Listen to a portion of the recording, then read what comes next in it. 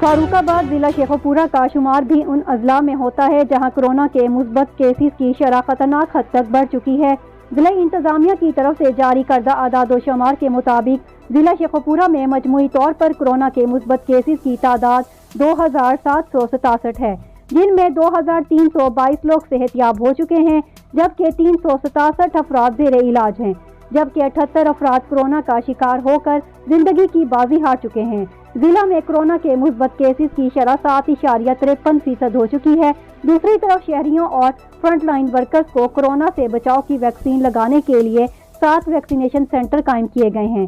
اعداد و شمار کے مطابق 8703 شہری اور فرنٹ لائن ورکرز ویکسین کی پہلی ڈوز لگوا چکے ہیں، جبکہ 3562 فرنٹ لائن ورکرز اور شہری ویکسین کی دوسری ڈوز سے مستفید ہو چکے ہیں۔